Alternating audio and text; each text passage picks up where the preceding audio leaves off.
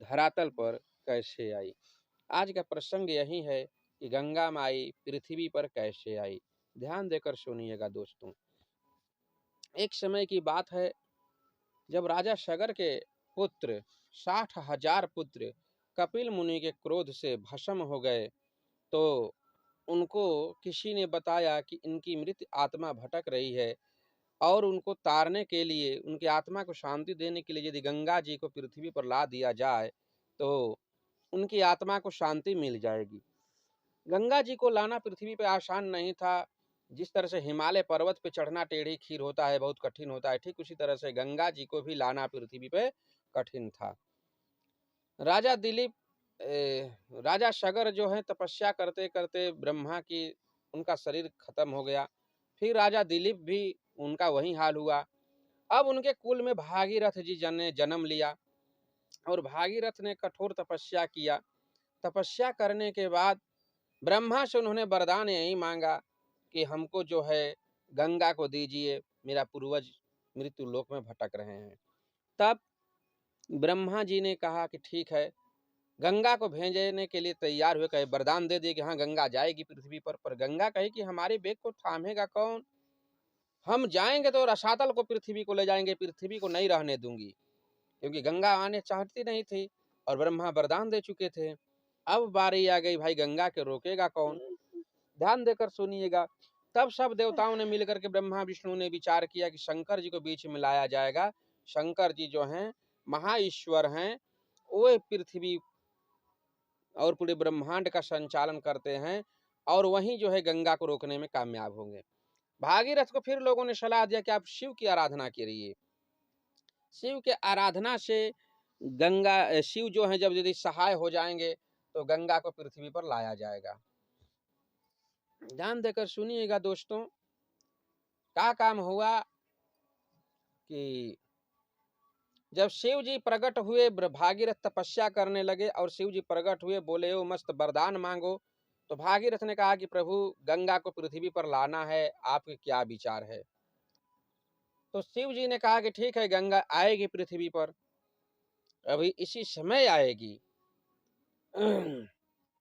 तो फिर शिव ने जब वरदान दिया तो भागीरथ को कहे कि अब तो आप पुकारिए गंगा को।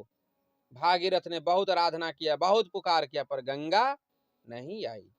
जब नहीं आई तो शिव की क्रोधाग्नि भड़क गई और शिव जो है एक शब्द, सिर्फ एक शब्द बोले, गंगे। केवल गंगे शब्द कहे, पूरे ब्रह्मांड थर आ गया, हिंद महासागर डोल गया, कांप गया हिंद महासागर, आकाश पृथ्वी पूरे सगरो त्राहिमाम हो गई कि तो शिव की कड़वाहट आवाज है। अब गंगा एक ही शब्द से भयभीत हो गई और सबसे पहले भाग करके कहां गई? इंद्र के पास। कही कि देवराज मुझे बचा लीजिए, शंकर जी एकदम अकुला गए हैं, पुकार रहे हैं, मुझे मृत्यु लोक में भेज रहे हैं, मैं मृत्यु लोक में नहीं जाना चाहती, अब तो सभी देवताओं के राजा हैं, मुझे बचा लीजिए। देवराज इंद्र ने कहा कि क्षमा करना गंगा, हमारे बस की बात नहीं है। सबका प्रकोप पड़ेगा तो शिव आसानी से सह लेते हैं, पर शिव का प्रकोप पड़ेगा तो कोई नहीं सहेगा, इसलिए तुम जितना जल्दी हो सके तत्काल पृथ्वी पर जाओ। कहीं शिव की क्रोधाग्नि भड़क गई तो तुम्हें कोई नहीं बचा पाएगा। तब से शिव जो है दूसरा आवाज लगा दिए।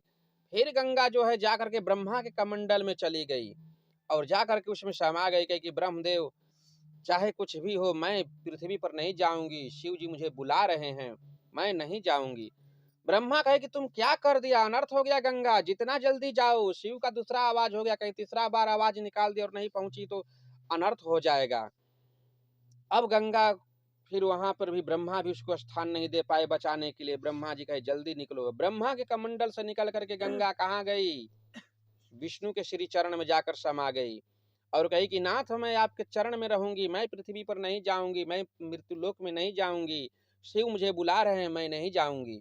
विष्णु जी कहे कि गंगा तुमको क्या हो गया है, तुम जल्दी जाओ, क्योंकि शिव का 2 वाक्य हो गया है, तीसरा वाक्य होगा। अगर कहीं तुम नहीं गई और शिव भड़क गए तो फिर तुमको कोई नहीं बचाएगा, तुमको भस्म कर देंगे और तुम्हारे जैसा कितने गंगा को पैदा करेंगे और लय करते हैं, शिव के पास कैपेसिटी है। तब फिर अब गंगा विष्णु का मंडल से, विष्णु के चरण से निकली तो सोच लिया कि अच्छा अब शंकरे जी को हम ठा लेते हैं, बड़ा चलते हैं, इनको हमको कोई नहीं बचाया है। देखते हैं शंकर कहाँ रहते हैं।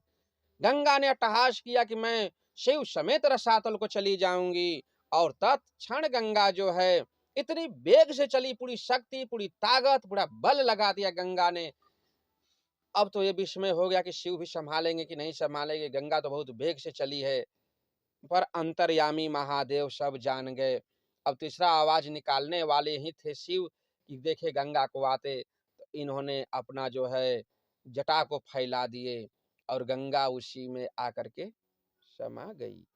जैसे ही गंगा समाई तो पूरा अपना जो है बल दिखाई, लेकिन शिव ने अपने जटा को तुरंत बांध लिए और बांध करके गंगा को रास्ते नहीं दिए। अब शिव के जटा में ही गंगा चौंधियाने लगी, अब जाएं तो किधर जाएं। एक दिन बीत गया, 2 दिन बीत गया, 3 दिन बीत गया शिव के जटा में। अब गंगा को यह दिमाग में आया कि भाई मैंने टक्कर किससे ले लिया, मैं किससे टकराहट कर लिया, ये तो स्वयं परमपिता परमेश्वर से मैंने टकराहट ले लिया, सर्वेश्वर से मैं ले लिया, अब मेरा कोई नहीं उद्धार करने वाला है। ब्रह्मा विष्णु इंद्र ठीक कह रहे थे, अब क्या करे। तब गंगा रोने लगी, नाथ मैं धरातल पे नहीं बहूंगी, मैं आपके जटा में ही रहूंगी, मैं पृथ्वी पर नहीं उतरूंगी।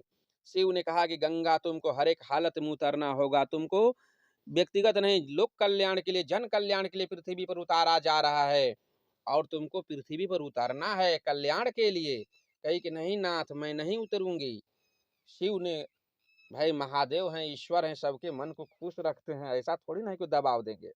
गंगा को खुश किए, कहे कि देखो गंगा तुम कल्याण के लिए जाओ, पतित पावन हो कहलाओगी। तब गंगा रोती हुई बोली कि देखिए नाथ, मुझे सतयुग में उतार दीजिए, त्रेता में उतार दीजिए, द्वापर में उतार दीजिए, पर कलयुग में मत रहने दीजिए। कहे कि नहीं गंगा तुमको कलयुग में तीसरा चरण तक रहना है। गंगा बोली कि देखिए नाथ, हमको इतना ही से डर है कि सतयुग द्वापर त्रेता में तो चल जाएगा, लेकिन कलयुग के प्राणी पापी होगा, मुझ में पापी भी नहाएगा और धर्मात्मा भी नहाएगा। धर्मात्मा नहाएगा तो ठीक है, लेकिन पापी नहाएगा तो पाप धोना पड़ेगा। मैं पापियों की पाप धोते धोते गंगा मैली हो जाऊंगी। तब महादेव कहे कि नहीं गंगा, तेरा और मेरा मिलन सदैव होता रहेगा। तू गंगा मैली नहीं, गंगा पतित पावन कहलाएगी, और तेरा जल लेकर लोग मेरा अभिषेक करेंगे। और इतना ही नहीं, भगवान नारायण का, विष्णु का रामा अवतार होने वाला है। वो राम का अवतार लेंगे, कृष्ण का अवतार लेंगे, बुद्ध का अवतार लेंगे। जब भी अवतरित होंगे तो तेरे पावन जलों से अपने श्री चरणों को पखारेंगे। गंगा तुमको सौभाग्य प्राप्त हो रहा है, ये किसी को नहीं प्राप्त होगा। तुमको हर एक हालत में जाना होगा। तब गंगा कही कि मेरी एक प्रार्थना सुनिए, मुझे पूरा कलयुग मत रखिए। तब महादेव कहे कि नहीं, तुमको कलयुग के सिर्फ 3 चरण तक रहना है गंगा। जैसे चौथा चरण आएगी, तुम पृथ्वी को छोड़ करके फिर ब्रह्मलोक को चले जाना। तब गंगा जा करके धरातल पर उतरी। यह काम किसी के बस का नहीं था, न देवताओं के बस का था, न मानव के, न दानव के। यह काम हमारे महादेव के बस का था, इसलिए इनका नाम संभव है। जो काम किसी से नहीं होता है, जो संभव काम को संभव करते हैं, उनको संभव कहा जाता है। ऐसे को हम गुरु बनाए हैं। आप शिव को गुरु बना लीजिए, आपका लोक और परलोक दोनों संवर जाएगा। देखिए, शिव को गुरु बनाने में कुछ नहीं करना है। जिस तरह से आपका परिवार है, आपका भाई है, आपका सदस्य है, क्या आप जाते हैं तो बड़े भाई का आरती करते हैं कि ओम जय भैया, ओम जय भैया? नहीं, आरती पूजा कुछ नहीं करते, केवल खाली मन से समझते हैं कि मेरा भाई है, मेरा परिवार है, उतना ही पर खुश है। शिव को सिर्फ मन से समझिए कि नहीं, वो भी एक मेरा गुरु है।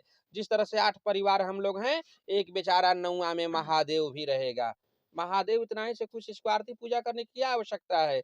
ये 3 सूत्र तो खाली बांधने, हमको आपको याद करने के लिए दिया गया है कि गुरु है तो भाई उससे हम लोग दया मांग लेते हैं। गुरु है तो गुरु को प्रणाम कर लेंगे, और गुरु की बात हम लोगों से कर देंगे कि नहीं भाई बढ़िया गुरु है। ये मत सोचिए कि हमारा बात वो सुनेगा कि नहीं सुनेगा। आपकी प्रतीक्षा में कौन खड़ा है कोई नहीं जानता। अभी तत्काल की बात है, 1 मिनट और समय ज्यादा नहीं लूंगा बंधुओं। आगरा का बात है, एक जेलर यहाँ कोई दासी जो है, दाई खाना बना रही थी। उस जेलर की लड़की जो है बीमार हो गई, और बहुत ओझाई दवाई किया, करते करते जेलर थक गया, उसके बचने की कोई उम्मीद नहीं था।